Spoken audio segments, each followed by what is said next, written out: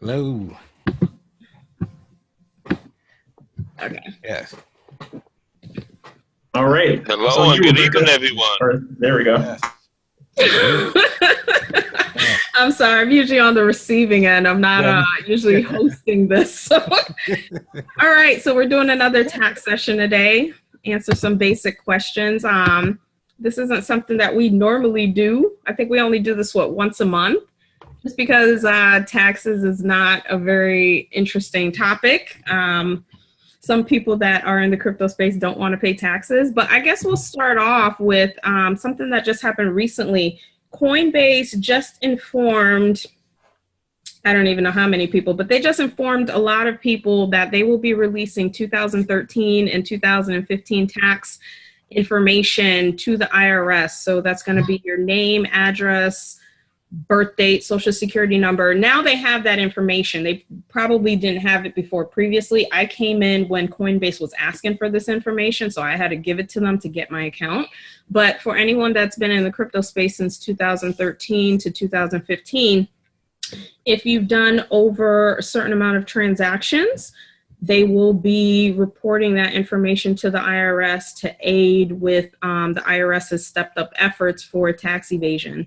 So in addition, the IRS has composed, I believe it's a 10-person team to go ahead and really take a look at the blockchain to follow different transactions to see where they're ending up. Also, again, this is just a part of their efforts to really start going after those that are not paying their quote unquote crypto taxes, right? Because as much as people are buying cryptocurrency in this space, the thing about it is they're making money, whether it's, buying a coin and its appreciated value gives you the ability to buy more of a different coin later, or if you just cash out and receive that money into your bank account. So again, this is a very important issue. I love the fact that Black crypto investing is taking this seriously. They've posted numerous times, go ahead and pay your crypto taxes. This is just an area that many people like to avoid because it's not fun. So where are we going, guys? Well, I definitely want to congratulate you. I heard, I saw some posts, I guess, from some of the DU members who've been working with you, Rebecca, and had some great reviews there referencing your services. I'm very glad that they've chosen me. I mean, I just started my business, right? 6-7 months ago, somewhere around there. July of last year, I started my business, and it was one of these things when you're a business owner, you got to figure out a way to market yourself and get clients coming to your door and everything else like that. So I knew that this was going to be a challenge, but definitely specializing in this area has been helpful because people need this, right? They need help with crypto. And even if they did their taxes themselves, or maybe they already had a CPA, not every CPA is willing to just go down this hole. It's not complicated, but it is something that is challenging to understand. And with the amount of education that we already have to do every single year, we have to do continuing education credits and, just staying up to date and marketing for our own business and everything else. This crypto just adds another area of work that needs to be done.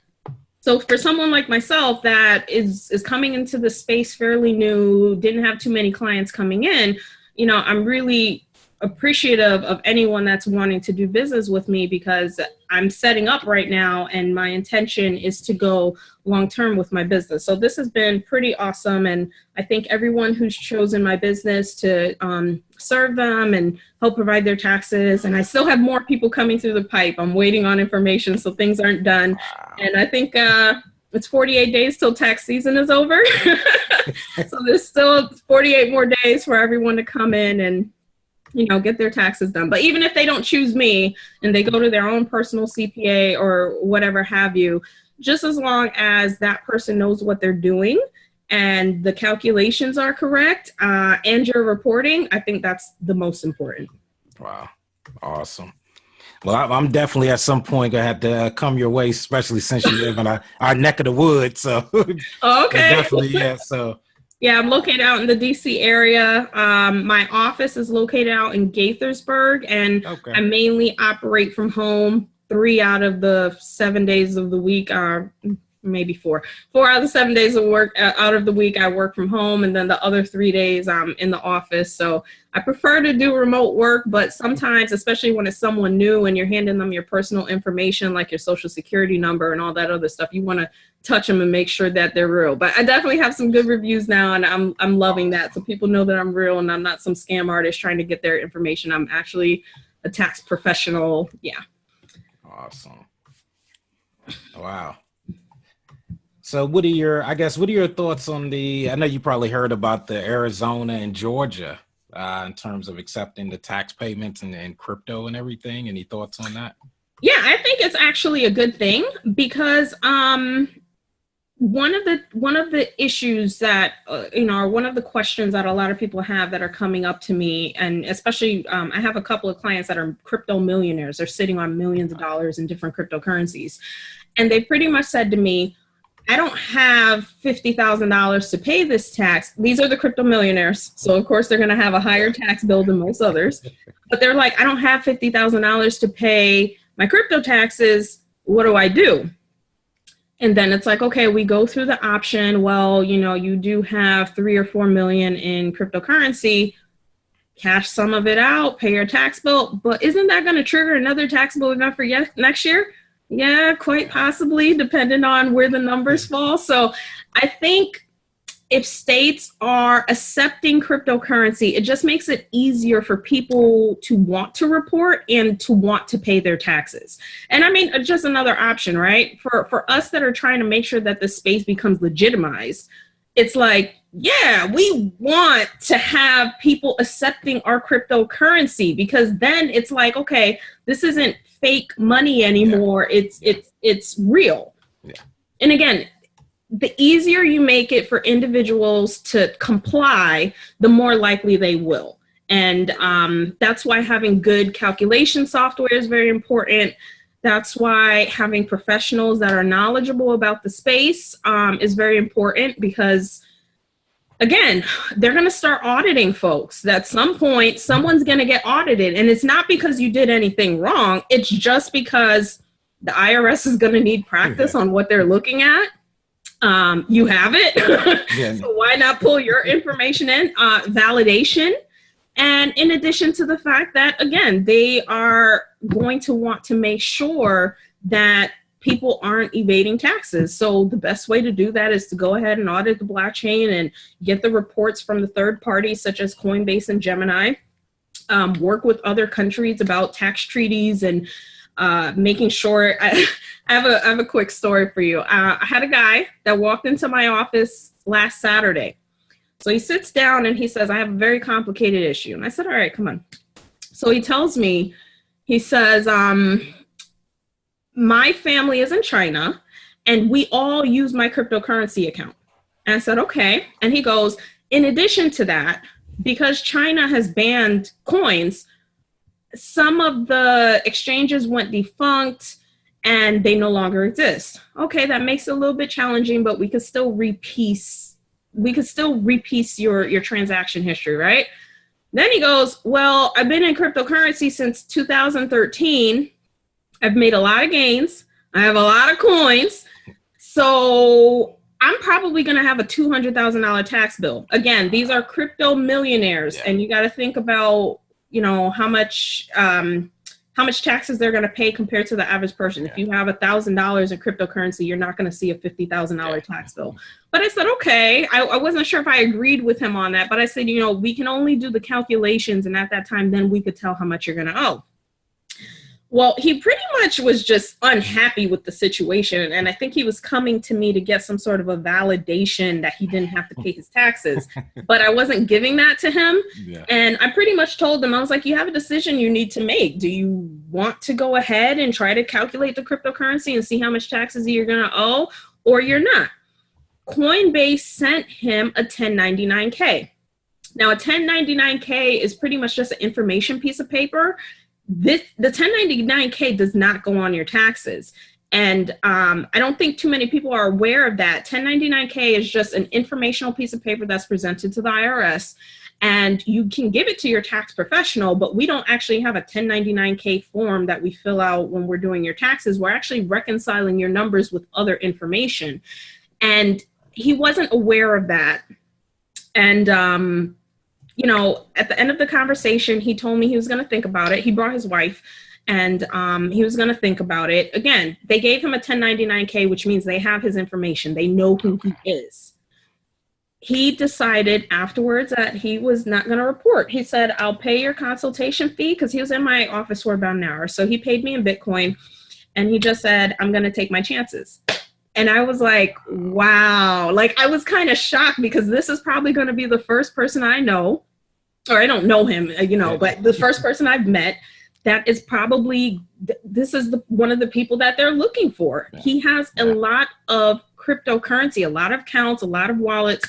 And it's not that he didn't want to pay. It was that, one, he didn't want to cash out his Bitcoin to pay. And two, he's been in the space for so long. His family, his friends, they've all used his accounts. There's coins going in, coins going out. So he was just like, you know what? I'm not even going to deal with this. I'm just going to cash my coins out into Monero and call it a day, which I explained to him. I said, you know, now the whole thing with Monero coins, right? The transaction will obliterate. They can mask your transaction. It's a privacy coin. Yeah. So if you decide to change whatever coin value you have into Monero and then send that Monero to somewhere else, we can't follow it on the blockchain anymore. And at least that's my limited understanding, because I'm not a Mark Moss or anyone that's very thorough in this understanding. But that's my understanding of it. That might be a little high level. Yeah, that's more for the people that, you know, but you know, that's my understanding of it. It'll mask your transaction. It'll obliterate a transaction, like a destructive message. You can't trace it. We could tell that something's going on if it is on the blockchain, but we can't tell how much it is and everything else like that. I personally think, and again, this is just my own opinion based on my experience working in government and everything else. Privacy coins are going to be an issue for the government. They're definitely, if they already don't like Bitcoin, they're not going to like the privacy coins. And I would not be surprised that even if, not saying this is going to happen, I'm just saying I wouldn't be surprised if someone is taking what do you call it, a transaction of Bitcoin or what have you, and turning it into Monero. I wouldn't be surprised if that person is going to be watched a little bit more closely on the blockchain. And if they know who that person is, watch that person, because that's just a way, again, to mask so they don't have to pay the taxes, because we don't know how much money is being transferred once the transaction occurs. Money laundering, crime, terrorism. And I know, like, you know, those are the government's, what do you call those? Those excuses that they use, no, it's terrorism and all this and all that. But honestly, it is valid. I mean, if somebody wants to pay someone else money without it being found out, without having to pay any taxes, without having anyone in your business, the privacy coins are going to be the way to go. So I wouldn't be surprised if they target a couple of people that are using privacy coins to say, hey, you know what? You're going to be our quote unquote example of what's going to happen. We're just going to charge you with some crazy, I wouldn't be surprised. Not saying it's going to happen. I just wouldn't be surprised if that ends up being the story, right? Yeah. Well, we got a question here from Stephanie. I would like to understand how to prepare for next year's return since I just got started this year. What do I need to keep track of? And should it be in a spreadsheet, or what do you suggest? Okay, so that's a great question.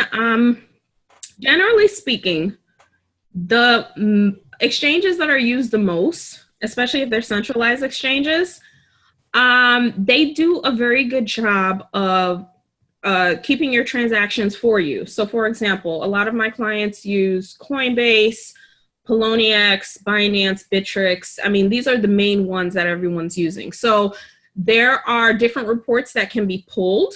If you are on KuCoin, They do not keep records. So that is going to prove a little bit more challenging if you're on a site like that that does not keep an actual Excel spreadsheet. So they do have the transactions listed in your transaction history, but if you're a day trader, you might be limited on what you could get. And that's something that you want to keep in mind, because one thing I'm finding, so most of my crypto clients have been, I'm not going to say easy, but reconciling their transactions has been not as difficult as I thought it was going to be. What I do is we go through all of their exchanges. I go ahead and put it into my software, and then it spits out the information. I go over it with my clients. If they confirm that this makes sense, then I take that and we move forward. But there's going to be, and I actually have one right now, I'm doing a client with over 3,000 transactions. And there are times that we have to sit on the phone. I'm a very thorough CPA. Your CPA might not be, but I'm very thorough with my work. I like being as accurate as I possibly can be, because again, these are calculations that you have to pay taxes on.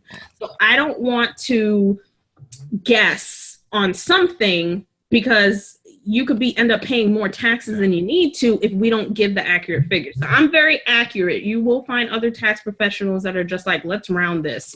And you know, if that happens, you know, you're just accepting that it's happening as the client. But my client that has 3,000 transactions now, we're going to be going over line by line by line some of these, because he's given to friends. You know, he's bought things. He's actually bought things, and it's like I got to reconcile all of that for the coin part to make sense. So just to answer the question, if you're on the main exchanges, they will give you a history. Definitely the next time you log into your exchange, and your wallets too, because a lot of people aren't aware of that, but to reconcile your coins, we need your information from your wallets as well. Otherwise, again, you may be paying more taxes than you need to, or you may be paying less taxes than you need to.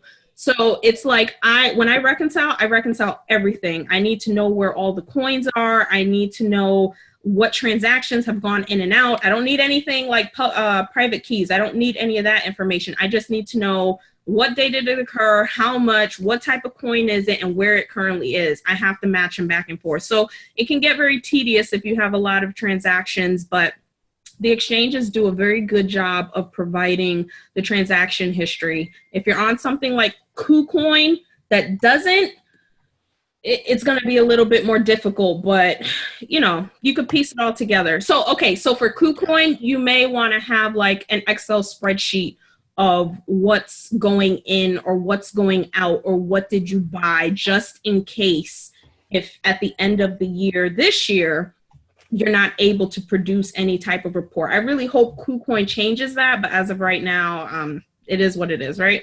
Yeah. Yeah. And that's, as we know, the things will change, you know, with the technology. A lot of this in the beginning stages. So and maybe there's more exchanges that are coming out daily. I'm actually trying to talk to people that, you know, because I actually met about 3 different people that want to make an exchange. And I'm like, okay, cool. Make sure you speak to an accountant first, because we need certain information from you. If you want to make this exchange, that's absolutely fine. But you also need to be able to produce records for your client. Yeah. So that way, at least on the back end, everything's comes exactly out. And again, if someone gets audited and everything else like that, KuCoin does, though, they do send you emails. I tell all my clients, keep every single email. Every time you do a transaction, anytime you buy something, anytime you sell something, anytime a transaction occurs with money and a date and everything else, just in case if I have to go back through it, save your email. Put like a little email folder from your exchanges, put it in a nice saved place, or print it out, or do whatever you want. But at the end of the day, if you're able to go back, it'll help with repiecing things together. Awesome. Second question, Tangi, I believe. I purchased crypto on Coinbase and Gemini. I did not exchange any of my coin purchases on those exchanges for other crypto. Do I need to input those purchases on coin tracking info for tax purposes? No, but you should get the report for that year. Again, Coinbase and Gemini, they've done a great job. I have clients that we've had to go back to 2013 to pull up their transactions with cryptocurrency. So you'll be able to get that, but go ahead, if on 12/31/2018 you want to just pull the transaction report. It's called the buy, sells, and merchant payouts for the year. You can go ahead and pull that out and just store it somewhere. But if you buy cryptocurrency and you did not exchange it for another coin, meaning if you buy Bitcoin and you just bought the Bitcoin and that was it, there is not a tax requirement.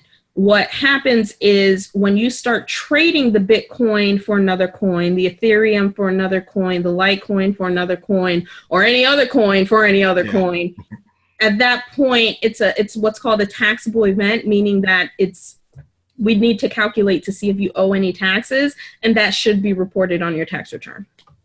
Okay, excellent. Now, will you be accepting new clients for 2019 tax season? Yeah, I'm always accepting new clients. What I like to do is talk to individuals ahead of time. I normally have everyone set up like a 15-minute consultation with me ahead of time. A, just to understand a little bit of their situation, and B, to answer any questions that they may have. And after the consultation is finished, then I set people up on my portal, especially if you're not living in the DC area. And that's how a lot of my clients have been sending information to me. I mean, right now, I have a couple of guys over in Afghanistan that are using me to do their crypto taxes. So that's how far it's reaching, and I'm appreciative of it all. So I'll definitely be accepting clients next year for taxes as well. Amazing. How do you go about far as airdrops? So in terms of taxes and everything. So this is an area where there's not actual guidance from the IRS. So I pretty much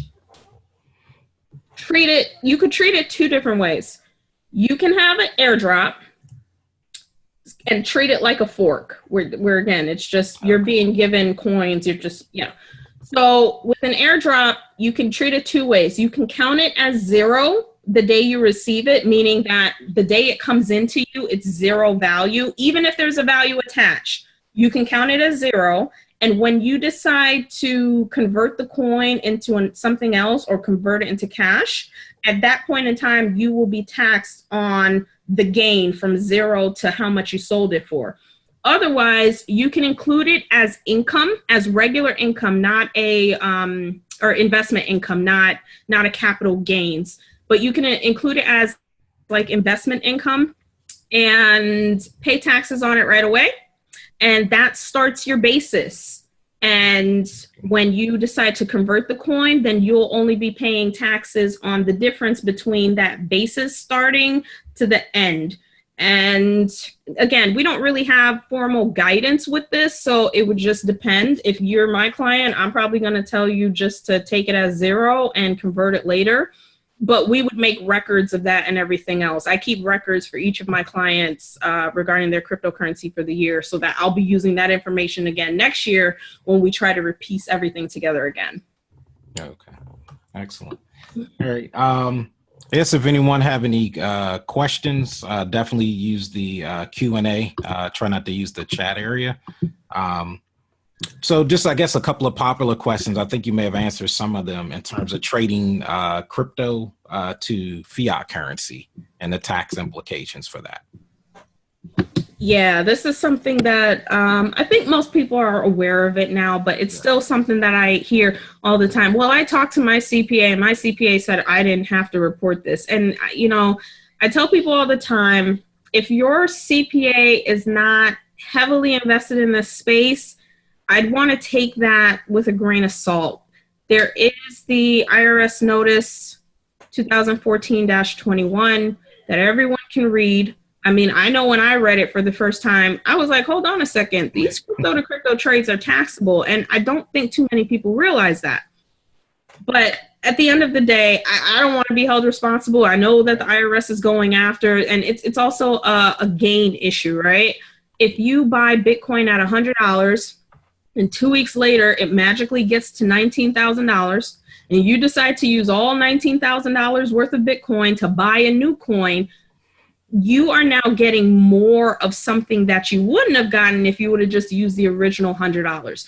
this has been a standing rule before cryptocurrency came into play. This is not a crypto rule. This has always been the way it's been. If you buy a car and your car magically appreciates to double the value, and you use that car that's now worth a lot more to buy something else, there's a gain in between there, and you are taxed on that gain.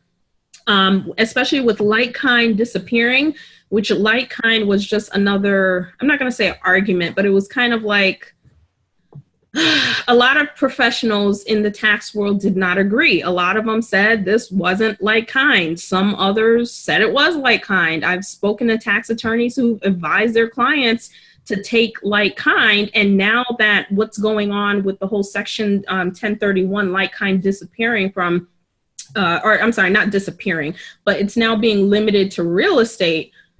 Some of those same tax attorneys are now going back and saying, okay, I think we got to pay some crypto taxes. So this is a ever-changing space. The IRS could change their mind at any time. They've only given us 6 pages worth of instructions on how to handle cryptocurrency right now. But as they learn more, as they get involved in the blockchain, as they see how people are transacting in different ways and what they're using it for, we may come out with a whole new set of rules. So if you want to have, I definitely just say, make sure you have a tax professional that is fully aware and going to keep up to date. This is a space that I'm in. I'm very happy that I chose this as my niche. Because now in my area, there's a lot of crypto things that are popping up, and I love going to the different meetings and learning about it. But this is what I do. Like, the crypto thing is what I do. If your tax professional isn't involved in cryptocurrency as much, they may miss some things. So it's just something to keep in mind. You know, as you're talking to someone, you know, you really just need to make sure that they really understand the IRS notice. And if they say you don't got to pay taxes, come sign a piece of paper so you can go back and sue them later for malpractice if you end up having the IRS come after you or something. I don't know. Well, that's definitely a good point. Not sure if you heard, Rebecca, recently Germany is looking at considering Bitcoin as legal tender over there. So I guess that goes into using crypto for goods and services. I know this is kind of a gray area. What are there tax implications for that? I know we're a little bit down the road, but it's the same thing. So for example, I have a client now that has Bitpay, which has been another headache because Bitpay doesn't really give the transactions. So he's had to call Bitpay and get all of his transactions so that I could finish wrapping up his cryptocurrency calculations, right? It's a lot of work. But he has Bitpay, and what happens is if he has Bitcoin, he'll designate a certain amount of Bitcoin to go on the Bitpay card, and at the time when he's ready to make a purchase, he can go ahead and use his Bitpay.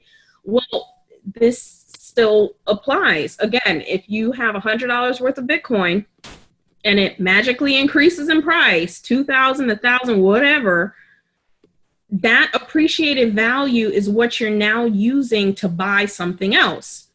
If you started with 100, you should only end up with $100 worth of item, right? But because you started with 100 and now it's at 19,000, you can buy more of the second item.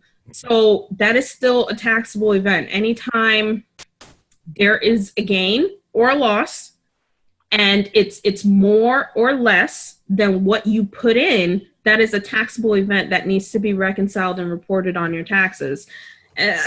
You know, I say this all the time. This is going to be so interesting because a lot of the questions I get is, well, how is the IRS going to know? They don't, right?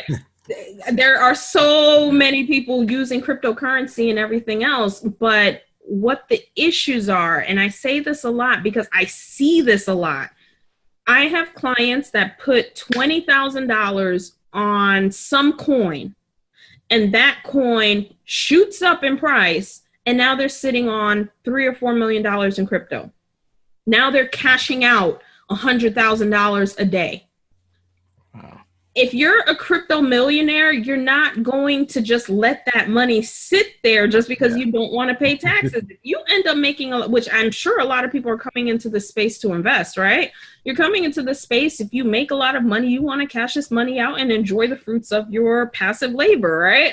So the IRS looks for things like this. How is somebody buying $1 million house on a $40,000 salary? Yeah. It's tax evasion. At some point, the logic has to come back into this space. Like, okay, I really don't want to pay taxes on this stuff, but at the end of the day, you don't know if, okay, think about it like this. What was it, Dash? Think about, now I wasn't aware of Dash at the time, but think about, Dash being $6. You know, and somebody buying 1,000 coins or whatever. Dash got up to $1,100 each. Yeah. I can't even, where's my calculator? Like, let's do the math on this.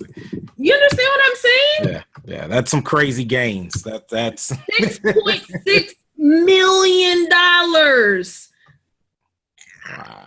I'm telling you right now, if I would have put that on Dash and ended up with $6 million, I would have cashed out. Yeah. And I've dashed. I would have dashed. That's what I'm talking about. It's like you don't know. You just don't know if the coins that you're investing in are the coins that's going to end up making you a millionaire. This is still unregulated space.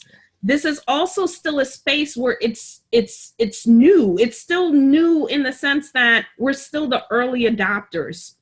After the banks come in, which they're coming, and the investment people, and they're coming, the hedge funds and everything else, they're coming, then I think we're probably going to see things level off a bit, especially with some of the ICOs failing and everything else like that. This is going to be a space where it's going to get a little bit calmer after that.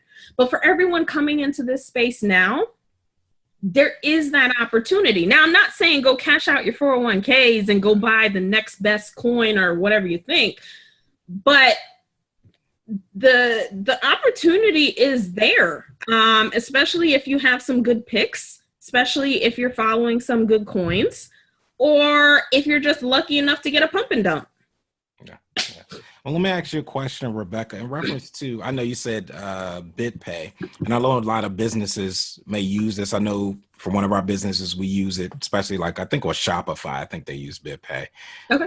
But they give you the choice of, how much you want to convert, whether it's 50% or Bitcoin or what, or change it into fiat. What are your thoughts on that from, a tax perspective? Okay. So anytime, and I know this is going to suck hearing it, right? But this is something I learned myself because this is something new. I haven't really had too many other tax clients that are partially cashing out and partially gaining. But if you buy cryptocurrency again at $100 and it has a massive gain, and you decide to only cash out a portion of it, or you decide to only cash out what you put into it, that is still a taxable event. Now, it won't be fully taxed, but it's a partially taxed event, which involves a lot of calculating. This would be a nightmare to do by hand. That's why I'm so happy there's awesome tax software out there that I can just go and input that information in, even if I have to sit here and type a whole bunch of things by hand. I would rather do that than do the calculations hand by hand, because there's basis pools that need to be kept every time a transaction is done. So again, even if you're only partially cashing out a coin, even if you're only taking out what you put in, there is a partial gain tax that you need to pay for the cryptocurrency. Okay. Interesting. Question, are you still available for 2017? My tax preparer firm doesn't handle taxes. Maybe crypto taxes? Yeah, okay. Yeah, I definitely am still available for 2017. Again, best way to reach me, go to my website and click on the conference scheduler to get on my calendar for a conference call. I believe I'm booked this week. I'm trying to wrap up some things with crypto clients now, so I could not take any appointments this week. But next week, I should have a full schedule, and the week after as well. And I only book my appointments 2 weeks at a time because I don't know what's going on, and I don't want to commit to something if there's like a crypto event or a blockchain event or anything else. But yeah, you definitely go to my conference scheduler, book a consultation. 15-minute consultations are free. Anything over 15 requires payment, but I do either credit you back partial or full amount if you decide to go with my services towards your bill. And we'll talk, we'll chat, we'll get set up if you decide to be a client, and I can definitely handle that for you. Everything is done through my online portal, and people have been thanking me, and I've really appreciated that. Some of them have just done it out of their own. I didn't tell them to. They were like, man, I just want to let you know, thank you. And I was like, well, awesome. I'm glad they're doing that because more advertisement, right? Yeah, absolutely. Now, what about for your out-of-state clients as far as payments? What forms of payment do you accept? Okay, so I accept all. Believe it or not, I would prefer not to receive cryptocurrency payment. I know that's weird, right? My firm accepts it, but I would prefer not to receive it because I am one of these people that as soon as I get something in Bitcoin, I'm just going to use it to trade. Good. And I need to, I need to pay my bills. That could be a problem. You can don't pay me in Bitcoin because my rent's not going to see it. Yeah, but yeah, so I accept all versions of payments. Normally after I'm done completing the tax return, we're going to go over it together. I'll let you know exactly what the results are because fortunately for the most part, all of my clients have gotten refunds so far, but there are a couple that have to pay. And I feel awful that they have to pay, but it's beyond my control, right? So that's how the numbers calculate when I'm doing the taxes. So I like to go over your tax return with you and talk about your tax situation, why it is you owe if you owe, why it is you have a refund if you have a refund. I also talk about the new tax law changes. So I'll also tell you what your anticipated refund or your anticipated tax bill will be next year. I think it just also builds trust to know that I'm not just sitting here doing your taxes and then handing, I want money after that. It's like I'm actually taking my time to go over things with you, make sure you understand I care about your situation, because the last thing I want is somebody that owes a lot of money and they're like, that Rebecca did my taxes. Yeah. When she was done, I owe $5,000. And I'm over here like, no, but it's not my fault. I didn't do anything. Just again, sometimes that's how it ends up being. But we'll go over everything, and then after the payment is made, then I'll file you over to the IRS. And something I like to throw out there, because a lot of people think, oh, well, I owe, so I'm not going to file until April because I don't want to pay them until April. You actually don't. You can file now if you owe and just set a April date. You don't have to pay the IRS on the same day that you file. So I'm not sure. I see that a lot, and it could just be a personal preference as well, but just wanted to throw that out there just in case if anyone's listening. If you owe, you can still file your taxes now and just pay later. Or you could also not pay at all, but then it's formally filed that you owe, so they're going to be coming after. They're going to write you a letter and say, hey, you owe us this money and what's going on. But yeah, so I advise people not to wait. I know for myself, I will still be taking crypto clients after April 10th. So the tax season ends this year, April 17th. But I'm at April 10th, I am done with office work. Yeah. Anyone that comes to me after a specific date, especially if they have a more complicated tax situation, if they're coming to me and they want to do business with me, I'm going to extend them. I'm going to do things different from other professionals. I see a lot of tax professionals get stressed out with the last minute filers. I like life. People tell me I look like I'm 12 sometimes, especially when I have my natural hair out. They're like, you look like you're 12. I want to keep looking like I'm 12. So I have a hard cut date of April 10th. I won't be doing any more tax returns in the sense that we're going to put you on extension and we're just going to give it some time and continue doing your tax returns in between. But I will still be taking clients. I'm just going to have a hard cut date where I start extending people if they're getting their stuff to me last minute. Awesome. So y'all heard that. So go ahead and hit Rebecca up so she can take care of you. Yeah, and like I said, I'm definitely not. I see it all the time. I'm in a group with a couple of them, but there's other CPAs, there's other tax preparers out here. They're starting to learn crypto. I think again, the challenge is going to be if you have someone that's really not familiar with the space and they're just going based off the information you're providing them. Some of them may not know what to do.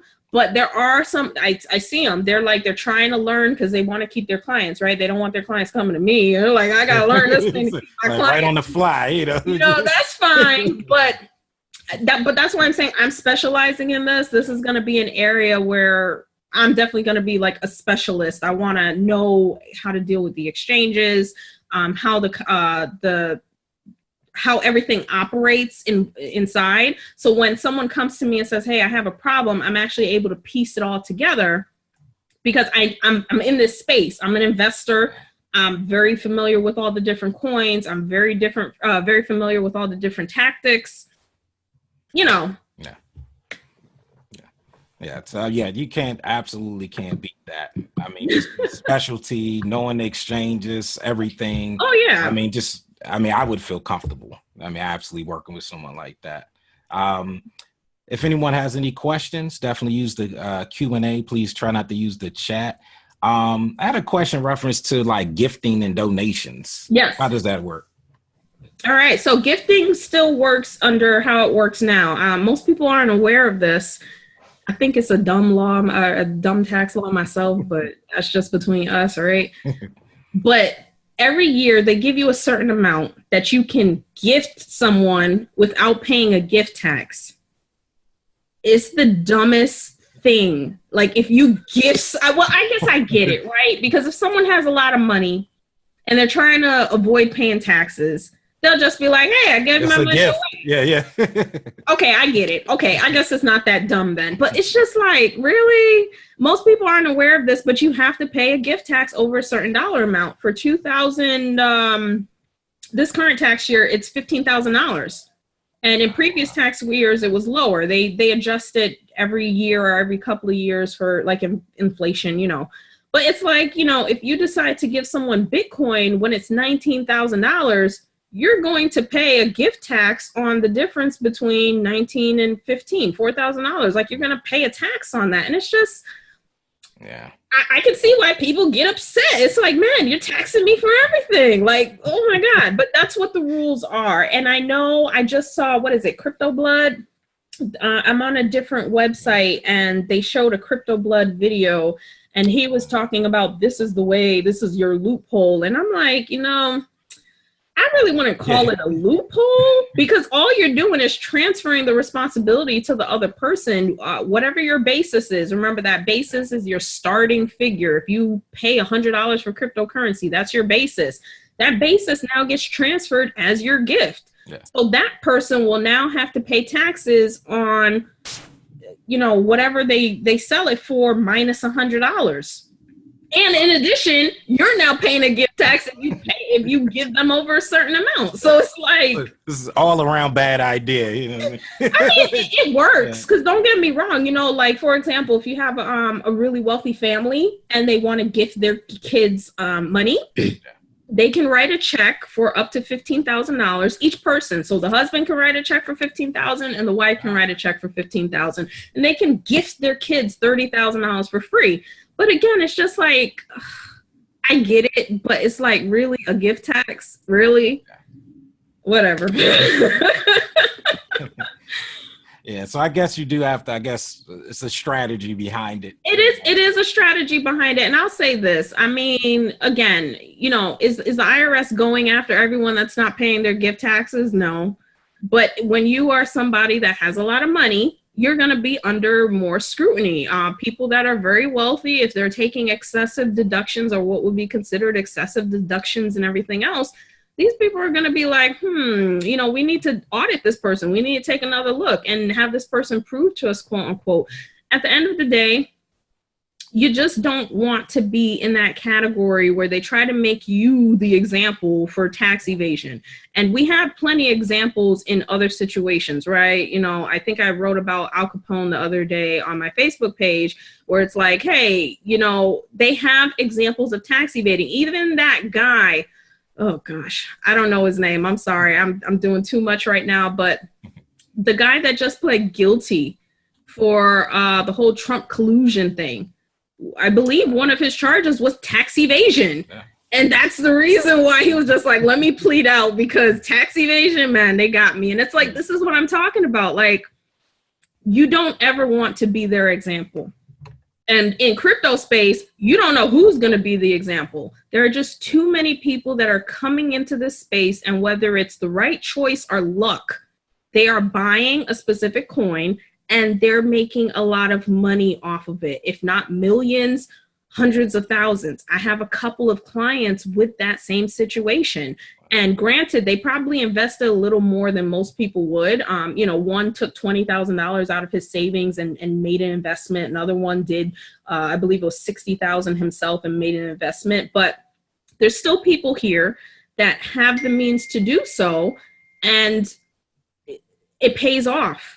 You know, if they weren't millionaires before, they're definitely millionaires now, and they're cashing out. Absolutely. Lloyd wants to know, have you considered being a consultant for CPAs? I should teach my competition, right? Yeah.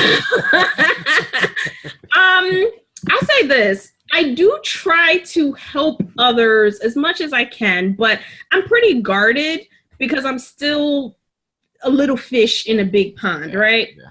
So I'm very guarded with how much I help others, just because I'm still trying to get my business on. And if I, you know, help other people do the work that I'm doing, then, you know, people might just be like, you know, so I'm trying to fight here. Yeah. I have thought of making some classes just to help people that want, especially if they already have their own clients that are dabbling in cryptocurrency, just to help them understand the space, give them some tips on how they can best help their client, or give them instructions on what their client can do to help them, you know, because obviously I'm not going to be able to serve the entire world, right? Yeah. I'd love to, but I'm not going to be able to. But I have thought about it, and I think after this tax season, I'm probably going to reevaluate that a little more and see if I want to do like a course or something like that. Again, this is not hard. It's just that it's challenging. And the reason why it's challenging is because there is a blockchain concept. And most people have it's hard for them to wrap their heads around Bitcoin. So now when we're talking about 1,300 other coins and trading and using all the accounting rules and taxes, it can get very overwhelming. And that's why I'm saying, like, the best tax professional you have is someone that's investing right along with you. And you know, one of my clients hit me up the other day. It was like, hey, do you have any good picks? Thanks for doing my taxes. What about coins? You know anything going on? And we talk about things like that. I'm really just genuinely interested in the space for myself. And then I love having the clients that also, you know, want to share and everything after we conduct business. Absolutely. How do your clients use your online portal? What exactly is it? So how I set them up, it has to be set up by social security number, because that's also how you sign your tax return when we're done. So pretty much you have to call me, because I don't take sensitive information over the phone. But I set you up in my portal, and it's pretty much just a gateway for you to send documents to me. So instead of sending them through email, which could possibly be hacked, it's through the portal, which is more secure. I have a lot of business insurance. And the people that I'm leasing my portal through also have a lot of business insurance. So if they ever get hacked, you know, the clients are covered. And I think that's most important. But they log in, they upload their documents. You could also send me emails on the portal, but I tend to stay away from that, because if you send a message without an attachment, it's something in my settings. My portal doesn't notify me. So I usually just tell people, send the documents to me on the portal. email me through my regular email, and again, that's how they also sign their return. And that's how I also submit their return to them. It gets submitted. It's stored there for as long as I have that portal service, which I don't think I'll be changing. And even if I did, I would just move all the documentation to the new one. But it's stored there, until I decide I don't want to ever do taxes anymore. So if you are one of those people that just is like, look, I'm going to leave it on the portal, I don't want to be bothered with it, you have access to the portal. Just log in at any point in time. If you need your tax return, you could pull it. You don't have to send me an email saying, hey, Rebecca, I need you to send me my tax return. You just go in your portal, and you can also retrieve any other documents that you sent me. Hey, I need to see a copy of what I sent you last year. It's right there for you. So it cuts down on a lot. And again, I like it. I don't see myself leaving it. So as long as I'm doing taxes, which I anticipate doing this for a long time, more or less, awesome, depending on how things go, but I'll always be there. Awesome. Question in reference to if someone's already working with a CPA, but they're not as illiterate in terms of with the crypto side, can they do half and half? Can they let them take care of the one part and you handle the crypto? How does that work? Well, there's a liability issue, right? So there's I don't want to call it standard or policy, but pretty much anyone who works on your tax return is also supposed to sign your tax return. And for that reason, you're going to see a lot of CPAs, they will refuse piecemeal work is what I call it. They're not going to do one part of the return just so you could give it to the next CPA and it's nothing against the client. It's just, again, we actually have a rule, I guess you want to call it, that if we're working on the return and we do a substantial part of it, we have to sign it as well. And we obviously can't sign it if it's with another CPA. So that being said, I do not do piecemeal work. I am exploring the idea of just doing straight crypto calculations. I don't see anything wrong with that, meaning that I do the calculations for the particular person, they pay me, and then they take that information, they bring it to their CPA for everything else. In that regards, though, I just see you're going to be paying a lot more than if you just go to one person to do everything yourself, because clearly, if I'm not doing the tax return, it's like I'm now strictly working on the crypto. So my price for that is going to be a lot higher versus if the person's providing me the crypto and I'm also doing their taxes. So it's up to you. I do understand that people may have been with a professional tax preparer for years and they don't want to switch because they're happy with the person that they're with. I do understand that. So that's why I'm saying I think I will start advertising for crypto calculations for people that just want me to calculate the crypto so I could give it to their CPAs. I will do that, but I actually will not do the tax for them. So I'll do the crypto calculations, but then your tax professional needs to know how to put it into the system so that it reads correctly. Okay. Now, is there any type of, I guess, crypto CPA certification or license or anything? I know this is kind of a new specialty area, but does anything exist? No, there isn't. If there becomes one, you can best be sure I'm going to be one of the very few people to get it. But as of right now, there isn't. I know somebody was advertising something like that. I think it was in Chicago, but no, how about I put it like this? The AI CPA, which don't even start getting me, the American Institute of Certified Public Accountants, I believe is the acronym. That is where a lot of CPAs they're a member of this organization. You don't have to be. I'm not. I choose not to be for my own reasons. But if you're a CPA, chances are you are in the AI CPA. I have not seen too many cryptocurrency classes come out because I am, even though I'm not a member, I do check to see what's going on just in case if they have courses that I may want to take for my license. I have to take continuing education classes, 80 per year. Wow. 80 every 2 years. But I end up doing well over that. So I did over 127 last year, and this year, God knows how many I'm going to do. But we have continuing education courses that we need to take. So I check for things like that. And in my own state, the the Maryland CPA Association. I can't remember what their acronym is, but I'm also looking there as well. They're always constantly emailing us classes and courses as well. And this is an area still not touched. So I would love, if I become very well known and very fluent, I wouldn't mind being the person that's teaching these classes. And this is maybe something that I will pursue later to help other cryptocurrency. The thing about it is, though, I know I'm jumping all over the place, but I see this area being this is going to be so widespread that I think at some point, everyone is just going to have to learn this. So right now it's a niche, meaning that it's a specialized area, especially if you're heavily in the space. If you're just buying, Bitcoin on Coinbase and holding it for 2 years, there's really nothing to do about that. It's when you're going into multiple exchanges and dealing with forks and dealing with airdrops and all of that. That's when it gets a little bit more, again, not hard, but challenging, and trying to keep everything straight and knowing the accounting rules and everything else. Like, this is straight accounting. When I really started doing the figures, this is really straight accounting that we've been all taught.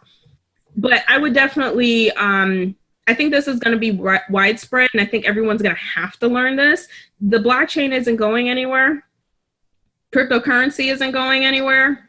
The amount of coins we may have may go down. But the simple fact that the exchanges are all over the place and they don't talk to one another, everyone, every single year is going to have this problem where if they're constantly trading coins, you're going to have to reconcile all of that information. And it's just going to need to be done. This is something that's definitely going to need to be taught. Okay. Well, we have one last question here. They want to get your company name and contact information. What's the best way they can reach you? All right. So my company's name is Pythagus. That's spelled Pythagus. Add a .com at the end to go to my website. Best way to get in contact with me. I'm doing a lot right now. I'm a single woman team, but I expect to grow that very shortly. I'm just really I'm managing all the work by myself, but once it gets to a point where I need to have someone, I'll be hiring someone to assist me with everything. But the best way to get in touch with me, consultation, if you're interested in becoming a new client. Email, if you just have general questions. I do consultations Monday, Wednesday, Friday in the afternoon, starting at 2 up until sometime late in the evening. It really just depends on what day we're talking about. So I do that. And then the mornings are strictly for existing clients when I have to go over different information with them or what have you. So I do a lot of clients in the days, and in the afternoons, I do a lot of consultations for potential clients. So again, best way to get in touch, go to the website, go to the conference scheduler, which is on the bottom of the first page, I believe to the right. Schedule an appointment. If you would like to become a client, we could do a 15-minute consultation for free. Anything over 15 is paid, but I do give you either a full or portion credits towards your service, depending on which package you choose. And if you have a general question, best way is just to email me. I am available by phone, but I don't pick up all the time, which I think a lot of people are noticing. And it's just, I'm on the phone with a client. I have something going on. I'm not able to get to the phone, but I do, as long as we arrange the times to speak in advance, we could definitely talk on the phone. Awesome. Awesome. Well, it looks like we don't have any more questions. Did you have any parting words or anything? Any best practices in terms of preparation that I guess everyone can use just to be prepared to? I think crypto is one of these spaces where you have to be organized. Otherwise, it's just going to be a lot more work on your end. So it's just, and not only that, I tell people all the time, you want to know where your coins are anyway. You don't want to have coins all over the place. And then it's like one day, oh yeah, I think I got 25 Bitcoin in that wallet. It's like, you want to know where your stuff are. So documentation. That's what I'm really stressing, Oh, Rebecca, actually, before we go, Rebecca has a question. Why do I have so many different last names? I actually don't. My last name is not McFadden. That's yours. I think Charles got us confused one day because he saw 2 Rebeccas, and I guess he just picked the first one. My middle name is Monique. So on my personal page, it's Rebecca Monique, right? That's my name. I didn't put my last name on there because that's my personal page. But a lot of people are coming to my personal page, and I was trying to keep my personal page to just friends and family because, I don't need you guys seeing my wild pictures from 2009 when I was hanging off a pole or something. I don't think we want Rebecca processing our crypto. Yeah, exactly. So I was trying to keep the personal page separate, but everyone kept coming to the personal page. So I just finally decided to add everyone to my personal page. But my actual business name and the one that is registered everywhere is Rebecca Samuels. So if you go on Facebook, you will find a Rebecca Samuels professional page that I go to do professional things. There's nothing personal on that page. But yeah, sorry for all the confusion with that. It's just, again, this is my personal page, and I was trying to keep my personal separate from the business, and that didn't work out too well. So I was just like, forget it. Everyone wants to be added, add me. Awesome. Well, it looks like we don't have any more questions. All right. Well, this was awesome. I guess I'll see you in a month for the last tax week. I guess any last minute things, and see if anything else comes out with the IRS, because they're starting to get more information. So we'll see what ends up happening. Absolutely. It was a pleasure, and thank you all to Crypto family. We'll see you next time. All right. Bye-bye.